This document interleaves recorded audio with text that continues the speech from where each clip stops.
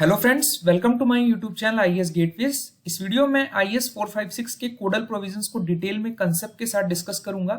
ये सीरीज का part 58 video है। पुराने वीडियोस के लिए आप मेरे यूट्यूब चैनल की प्लेलिस्ट पर जाकर देख सकते हो। इसमें डिफरेंट जो कोडल प्रोविजंस मैंने डिफरेंट आईएएस कोड्स के पढ़ाए हुए हैं, यू कैन एक्सेस फ्रीली। सो इस वीडियो में हम कवर करेंगे कि जो डीप बीम्स हैं उसमें हम निगेटिव रेनफोर्समेंट्स की क्या गाइडलाइंस, क्या प्रोविजंस हमारे आईएएस 456 में दिए हुए हैं। प्रीवियस वीडियो में मैंने आपको पॉजिटिव रेनफोर्समेंट्स की गाइडलाइंस और प्रोविजंस के बारे में ब्रीफ किया था। So let's start. पिछले वीडियो में मैंने आपको एक्सप्लेन किया था जो हमारा पॉजिटिव और निगेटिव रेनफोर्समेंट है। Basically reinforcement is basically for carrying the tensile stresses. ठीक है, जो भी हमारी कंक्रीट में टेंसाइल स्ट्रेसेस आ रही हैं उनको कैटर करने के लिए हमने रेनफोर्समेंट प्रोवाइड किया। अब जब बेंडिंग हो रही है और हॉगिंग मोमेंट हो रहा है, हॉगिंग मोमेंट में जो टेंसाइल फाइबर होगा, टेंसाइल फाइबर की तरफ जो हम रेनफोर्समेंट प्रोवाइड करेंगे टेंसाइल स्ट्रेसेस को कैटर करने के लिए, वो हमारा निगेटिव रेनफोर्समेंट होगा। तो basically negative reinforcement in deep beams refers to the tensile reinforcement. ध्यान रखना है, it is not a compression reinforcement, it is a tensile reinforcement. Reinforcement is always being provided as negative reinforcement to take care of the tensile stresses. ठीक है, तो basically जो negative reinforcement है वो हमारा हॉगिंग मोमेंट को resist करने के लिए हम प्रोवाइड कर रहे हैं। ठीक है, ये जो चीज क्लियर हो गई। तो जो हॉगिंग मोमेंट है, अगर आप बात करोगे डीप बीम्स में कहां पर आपको देखने को मिलेगा, it will be seen in simply supported beams में। आपने सैगिंग मोमेंट देखा था। जो कॉन्टिन्यूअस बीम्स है, basically continuous deep beams. Continuous beam का मतलब है more than 2 supports are there. ठीक है, तो यहां पे 3 स्पैन कॉन्टिन्यूअस बीम आपको मैंने दिखाई हुई है, जहां पर आपका यूडीएल एप्लीकेशन है, uniformly distributed load from the top से एक्ट कर रहा है। इंपॉर्टेंट है बिकॉज जैसे ही मैं टॉप से बात कर रहा हूं तो वहां पर एनफोर्समेंट की गाइडलाइंस अलग होगी। जब मैं बॉटम से लोडिंग की बात करूंगा तो गाइडलाइंस अलग होंगी। तो यहां पर हम जो लोडिंग की बात कर रहे हैं, it is top loading, top uniformly distributed load. तो जब आप बेंडिंग मोमेंट ड्रॉ करेंगे तो जो आप ये ब्लू कलर का पोर्शन देख रहे हैं, यहाँ पे निगेटिव साइन दिख रहा है। इट मीन्स कि ये जो जोन है, it is a zone of hogging moment. यहां पर जो बेंडिंग मोमेंट आ रहा है दैट इज एमबी माइनस। ठीक है, तो यहां पे जो कर्वेचर है दैट इज निगेटिव। जो बीम का डिफ्लेक्शन के बाद जो कर्वेचर मिलेगा that will be negative, opposite side में होगा। ठीक है, तो इस बेंडिंग मोमेंट के लिए जब हम डिजाइन करेंगे, तो इस बेंडिंग मोमेंट के लिए अगर आपको रेनफोर्समेंट निकालने को कहा जाएगा तो यू विल कम कि हमारा रेनफोर्समेंट आएगा m अपॉन सिंपल इक्वेशन अगर हम यूज करें 87fy multiplied by lever arm. Lever arm के लिए हमने ऑलरेडी ऊपर प्रीवियस वीडियोस हैं वहां पर आपको मैंने डिस्क्राइब किया था डीप बीम्स में लीवर आर्म का क्या प्रोविजंस है। ठीक है, तो जो रेनफोर्समेंट होगा बेसिकली आपको ये, अगर हम डिफ्लेक्टेड शेप देखें सपोर्ट के ऊपर, तो ये वाला जो पोर्शन है यहां पर आपकी टेंसाइल स्ट्रेसेस आ रही है, टेंशन आ रहा है। तो इसके टेंशन फेस पे हमने टेंशन रेनफोर्समेंट प्रोवाइड किया, which is known as negative reinforcement to take care of this hogging moment at the supports. ठीक है, तो दीज आर द रीजंस जहां पर आप निगेटिव रेनफोर्समेंट प्रोवाइड कर रहे हो। ठीक है, तो अब कोड क्या कहता है कि जो कर्टेलमेंट के प्रोविजंस हैं, जो पहला प्रोविजन है that is regarding the curtailment. Curtailment means मैंने आपको एक्सप्लेन किया था, जहां पर आपको बेंडिंग मोमेंट मिनिमम आपका 0 हो रहा है वहां पर आपको रेनफोर्समेंट की जरूरत नहीं है, वहां पे आपको मिनिमम रेनफोर्समेंट देना है to have a economic design. ठीक है, अदरवाइज हमारा स्टील वेस्ट होगी, अननेसेसरी आप स्टील प्रोवाइड करने की जरूरत नहीं है। ठीक है, तो जो कर्टेलमेंट है या उसको हम टर्मिनेशन भी बोल सकते हैं कि उसके लिए क्या गाइडलाइंस दी। सबसे पहले हम कर्टेलमेंट का प्रोविजन वहीं पर अप्लीकेबल होगा निगेटिव रेनफोर्समेंट के लिए जहां पर जो L/D रेशियो है, L/D रेशियो जो है वो ग्रेटर देन 1 है। पहली इंपॉर्टेंट गाइडलाइन है ये। ठीक है, यहां पर इंपॉर्टेंट चीज है, जब निगेटिव रेनफोर्समेंट की बात करते हैं तो जो L है बेसिकली ये हमारा क्लियर स्पैन है। ये ध्यान रखना है आपको कि यहाँ पे जो L है that is a clear span and D is the overall depth. जो ऊपर मैंने पॉजिटिव रिइंफोर्समेंट और उससे पहले जो वीडियोस आपको एक्सप्लेन किए थे उसमें जो L था दैट वाज इफेक्टिव स्पैन। तो यहाँ पर निगेटिव रिइंफोर्समेंट के कॉन्टेक्स्ट में जहां पर भी मैं स्मॉल l यूज करूंगा that will be the clear span.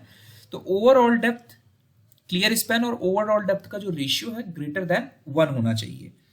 वहीं पर आपका ये कर्टेलमेंट की ये प्रोविजंस अप्लीकेबल होंगे। तो पहली गाइडलाइन ये कहती है, जो पहला प्रोविजन है कि हम मैक्सिमम जो कर्टेलमेंट कर सकते हैं वो 50% का कर सकते हैं।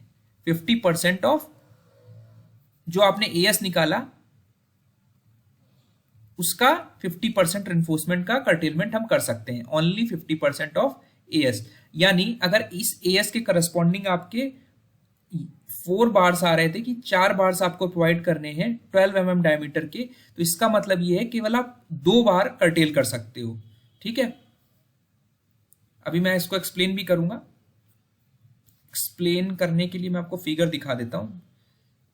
This is basically the curtailment, आपको मैं यहां पर दिखा देता हूं। This is the curtailment.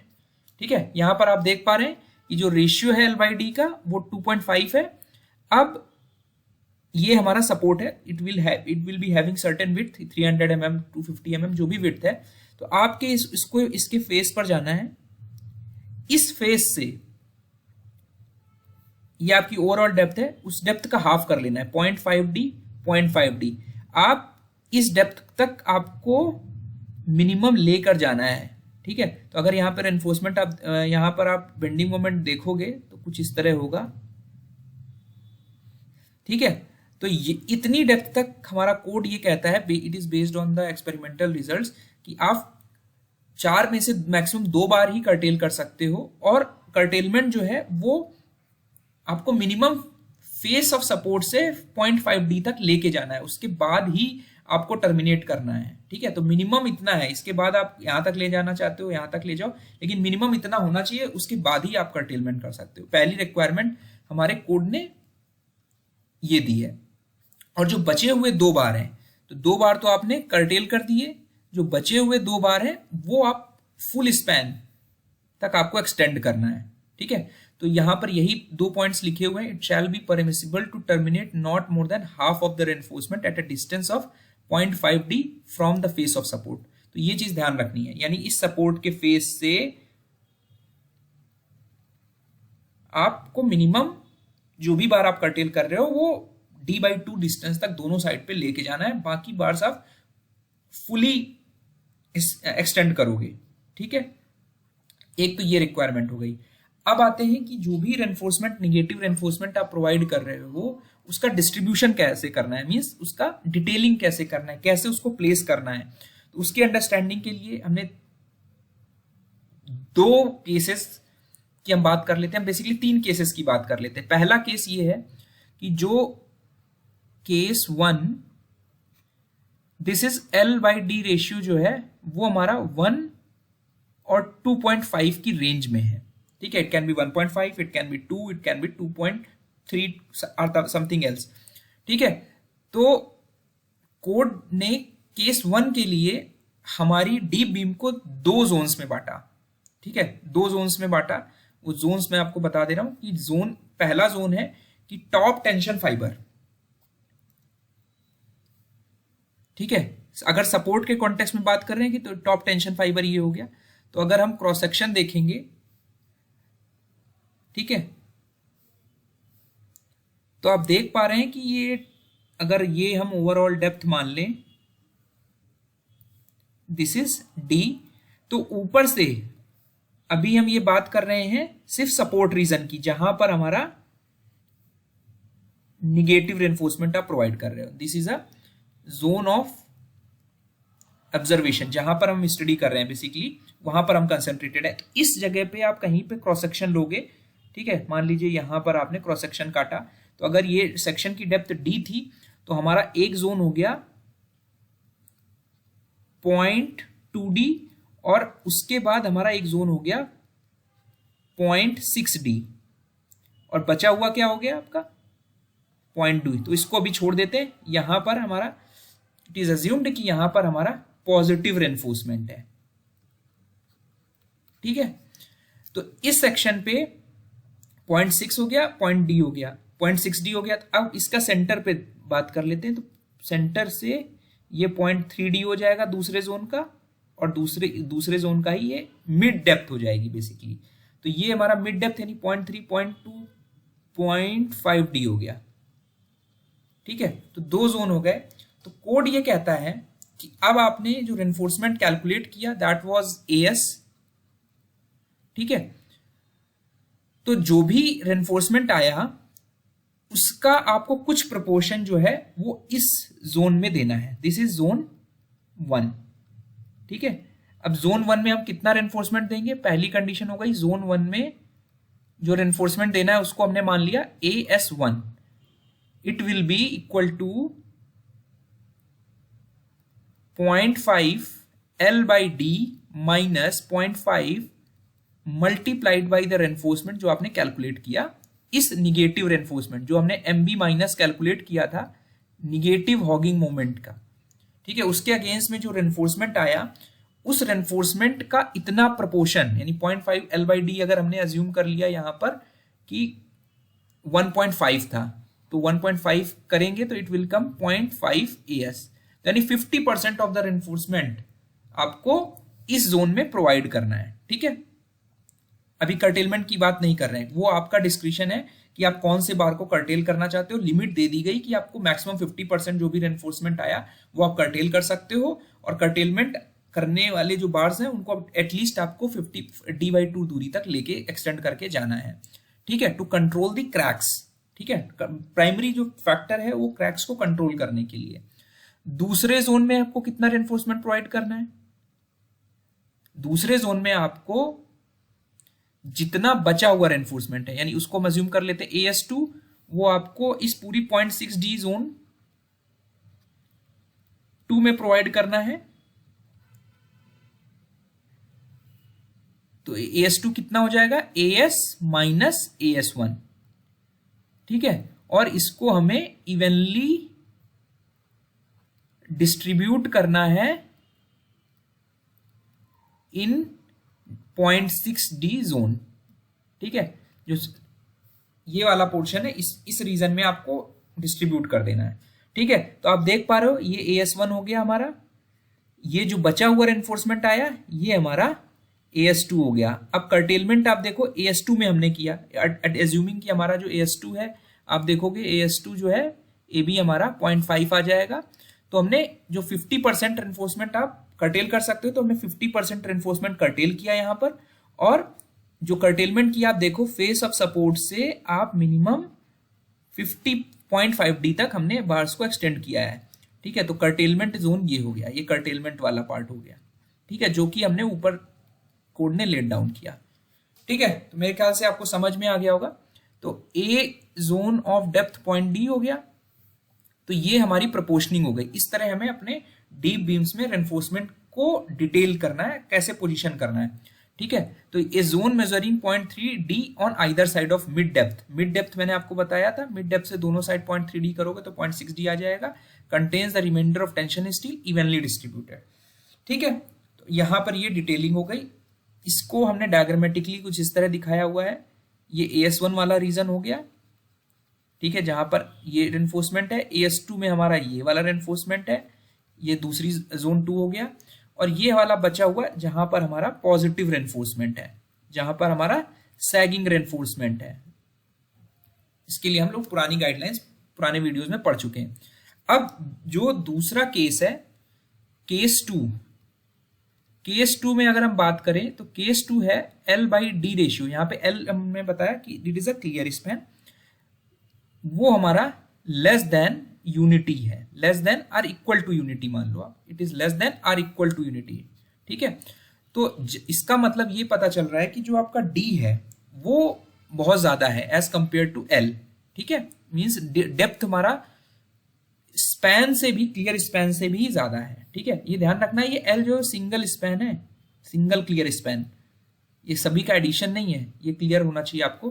तो सिंगल क्लियर स्पैन और डी का जो रेशियो है, डेप्थ, ओवरऑल डेप्थ है जो बीम की, वो काफी ज्यादा है, रिलेटिवली लेंथ के रिस्पेक्ट में काफी ज्यादा है। तो होगा क्या, it will be acting like a load bearing wall. ठीक है, अगर आप इमेजिन करोगे तो एक वॉल की तरह एक्ट करेगी।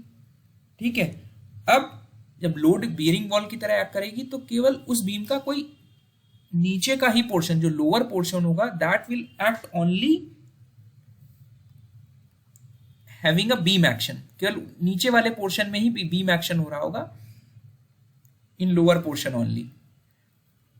तो इस वजह से हम क्या करेंगे, जो भी रेनफोर्समेंट आएगा उसको हम पूरे रेनफोर्समेंट को 0.8 डी डेप्थ से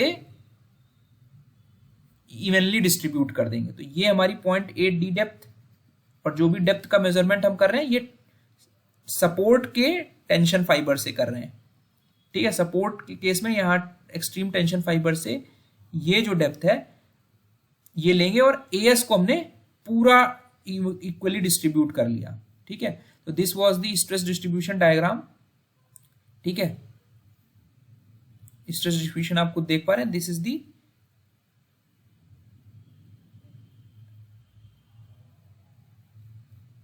एक्चुअल डॉटेड जो स्ट्रेस डिस्ट्रीब्यूशन है वो एक्चुअल है, और ये हमारा अज्यूम डिस्ट्रीब्यूशन है। ठीक है, इन केस ऑफ एट, ये हमारा एक्चुअली सपोर्ट्स के क्रॉस सेक्शन पे दिखा रहा है। ठीक है, तो L/D अगर रेशियो 1 से कम है या बराबर है तो जितने भी बार्स हैं वो सभी कॉन्टिन्यूअस रहेंगे। ठीक है, क्योंकि बिहेवियर हमारा चेंज हो जा रहा है। अब एक तीसरा केस है। तीसरा केस ये है कि अगर हमारा केस 3, अगर हमारा L/D रेशियो जो है वो ग्रेटर देन और इक्वल टू 2.5 होता है, तो ये हमारा it will behave as a shallow beam, वो तो डीप बीम रहेगी ही नहीं। ठीक है, तो इसमें कंफ्यूज नहीं होना है, ये अप्रोक्सीमेटली बहुत ज्यादा फैक्टर में वैल्यू में डिफरेंस नहीं आएगा, क्लियर स्पैन लोगे या इफेक्टिव स्पैन लोगे। तो इसका जो बिहेवियर है, जैसे ही 2.5 से ज्यादा होगा एस्पेक्ट रेशियो क्लियर स्पैन और डी का रेशियो, तो it will behave as a shallow beam. तो शैलो बीम के केस में आप कोई भी negative reinforcement lower web zone में नहीं प्लेस करोगे। There will be no negative reinforcement needs to be placed in the lower web zone. Lower web zone क्या है, यही जो आपकी डेप्थ आपकी 0.6 टाइम्स दी डेप्थ थी, the beam act as a shallow beam. तो ये हमारा फिगर E28 वाला अगर आप देखोगे तो यहां पर आप देख पा रहे हैं कि यहां पर आप जो 0.6 डी वाला जोन था, इसमें आपने कोई भी रेनफोर्समेंट नहीं प्रोवाइड किया है। ठीक है, केवल हमने 0.2 डी वाले जोन में प्रोवाइड किया है रेनफोर्समेंट। तो ये चीज आपको ध्यान रखनी है। ठीक है, ये वाला केस मैंने आपको ऑलरेडी एक्सप्लेन कर दिया है। अब आते हैं नेक्स्ट प्रोविजंस पे रिगार्डिंग कि हमारे जो वर्टिकल रेनफोर्समेंट है वो कब जरूरत पड़ेगी, what is the necessity of this vertical reinforcement. तो इसकी अंडरस्टैंडिंग बहुत जरूरी है, बिकॉज जो वर्टिकल रेनफोर्समेंट है ये हमें तब जरूरत पड़ेगी डीप बीम्स में जब हमारा जो लोड है is applied at the bottom. Applied at bottom, bottom को हम लोग सॉफिट भी बोल सकते हैं कि बीम के सॉफिट पे हमारा लोड आ रहा है। ये एक्शन आपको कब देखने को मिलेगा, लाइक अगर आप बंकर वॉल का फेस देखोगे, फेस ऑफ बंकर वॉल, कोई भी बंकर है उसकी जो वॉल होगी उस पे जो लोडिंग होगी वो कुछ इस तरह का बिहेवियर होगा कि it will induce hanging action. ठीक है, जब हैंगिंग एक्शन होगा तो there will be requirement of vertical reinforcement, और वो वर्टिकल रेनफोर्समेंट किस फॉर्म में होगा, it will be in the form of suspension strips. ठीक है, सस्पेंशन स्ट्रिप्स। सस्पेंशन स्ट्रिप्स को आप सस्पेंडेड रेनफोर्समेंट भी बोल सकते हो। It is a basically suspended reinforcement which is provided in deep beams to take care of these hanging action। ठीक है, तो लोड बेसिकली ये जो वर्टिकल रेनफोर्समेंट है वो कैरी करेंगे, और इसकी जो डिटेलिंग है ये SP24 1983 का कोड हैंडबुक है उसमें दी हुई है। तो वो जस्ट मैं थोड़ा सा आपको ब्रीफ कर देता हूं। ठीक है, तो आपको ध्यान रखना है कि the forces are applied to deep beam in such a way that hanging action is required, तो bars are suspension strip shall be provided to carry all the forces concern. तो SP24 के कुछ ये गाइडलाइंस मैंने दी हुई हैं यहां पर। इससे पहले आप थोड़ा सा ये डायग्राम देख लीजिए कि जहां पर रेनफोर्समेंट की प्लेसमेंट है, सस्पेंडर बार्स आपने कैसे प्रोवाइड किए, तो बेसिकली जो लोड है वो यहां पर एक्ट कर रहा है। ठीक है, तो आप ये जो देख रहे हैं vertical strips, these vertical strips are the, कुछ इसमें से कर्टेल्ड हैं। ठीक है, नियर जो सपोर्ट्स के नियर है उनको हमने कर्टेल कर दिया है, और जो हमारे सेंट्रल पोर्शन में they are carrying up to height DRL। ठीक है, यानी ओवरऑल डेप्थ या क्लियर स्पैन तक की हाइट तक हम लोग ले गए। और जो ये नीचे वाला पोर्शन है आपका, this is positive flexural main reinforcement जो कि एंकर्ड है प्रॉपरली। तो हमने रेनफोर्समेंट जो है फेस के आगे तक लेके गए हुए हैं, जो कि मैंने आप एक्सप्लेन किया था। अगर क्रॉस सेक्शन काटोगे बीम का, this is the width of the beam, deep beam की विड्थ जो है वो ये है। ठीक है, तो ये जो आपको दिख रहा है ये वर्टिकल वाला, this is basically the suspended strips. तो सस्पेंडेड स्ट्रिप्स हम डीप बीम्स में प्रोवाइड कर रहे हैं जहां पर हमारा जो लोड है वो सॉफिट से आ रहा है। तो ये सस्पेंडेड स्ट्रिप्स जो मिनिमम रेनफोर्समेंट है बेसिकली जो हम प्रोवाइड कर रहे हैं, दिस मिनिमम हॉरिजॉन्टल रेनफोर्समेंट। ठीक है, मिनिमम हॉरिजॉन्टल एंड वर्टिकल। तो ये ए जो है ये हॉरिजॉन्टल एंड वर्टिकल है, जो हमारा कोड ने SP24 ने गाइडलाइंस में दिया है कि it should be minimum 0.002 times the width of the beam multiplied by the spacing of the reinforcement. तो S इज दिस। ठीक है, और जो आपका कर्टेलमेंट है ये आपका जो कर्टेल्ड बार्स है, टोटल बार्स सस्पेंडर्स की जो लेंथ है वो ये रिड्यूस्ड लेंथ है near the support. It can be up to 80%, 0.8D या 0.8L तक आप रख सकते हो। ठीक है, तो रेनफोर्समेंट जो हॉरिजॉन्टल और वर्टिकल रेनफोर्समेंट है हम दोनों डायरेक्शन में इक्वल रखने की कोशिश करते हैं to take care of the diagonal cracks. ठीक है, एक इंपॉर्टेंट चीज यहां पर लिखी हुई है कि जो अमेरिकन कोड है उसके 2011 वर्जन में ये कहा गया कि जो वर्टिकल और हॉरिजॉन्टल रेनफोर्समेंट है वो मिनिमम 0.0025 BWS होता है। अपने कोड ने SP24 ने 0.002 लिया है। ठीक है, और जो स्पेसिंग है should not be greater exceed the smaller of, जो D/5 या 300 में स्मॉलर वैल्यू है उससे ज्यादा एक्सीड नहीं करनी चाहिए, यानी minimum spacing it should not exceed D/5 और 300। लेकिन जो हमारा SP24 है वो क्या कहता है, वो ये कहता है कि जो वर्टिकल रेनफोर्समेंट की जो स्पेसिंग है वो 150 mm से एक्सीड नहीं करनी चाहिए।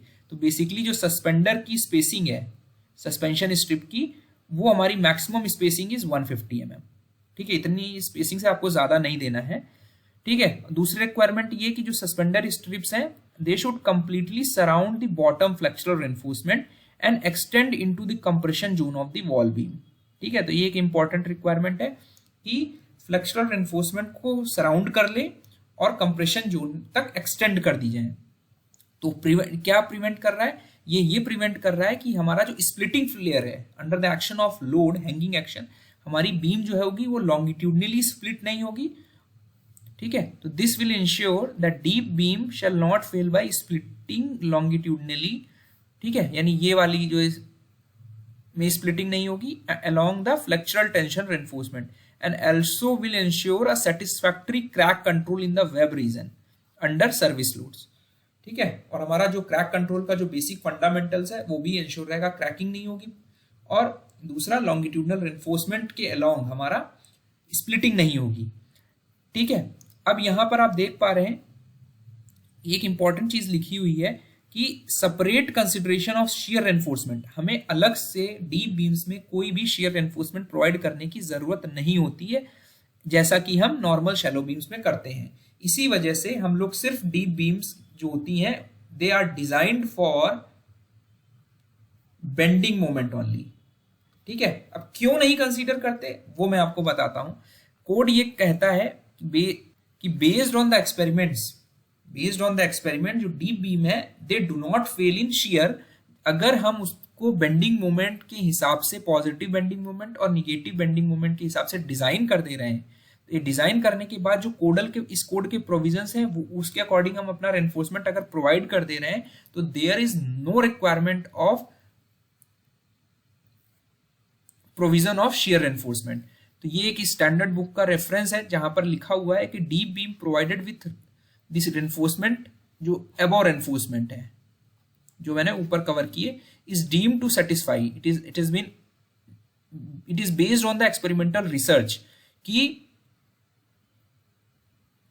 वो शेयर के प्रोविजंस को ऑलरेडी कंप्लाई करेगी। दैट इज कि जो भी main tension and web steel है, जो मेन टेंशन यानी मेन फ्लेक्चरल रेनफोर्समेंट आपने प्रोवाइड किया, this main flexural reinforcement is basically a positive reinforcement and the web steel जो आप प्रोवाइड कर रहे हो in the form of horizontal and vertical reinforcement together with concrete will carry the applied shear, ठीक है, and hence a separate check for shear is not required, ठीक है।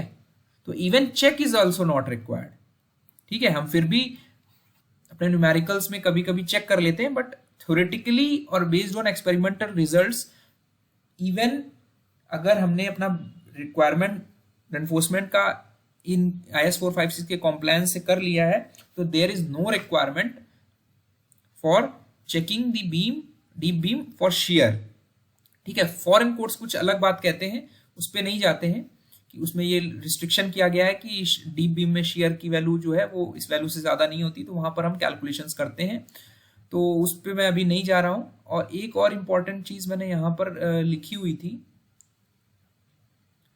कि test have shown that vertical shear reinforcement,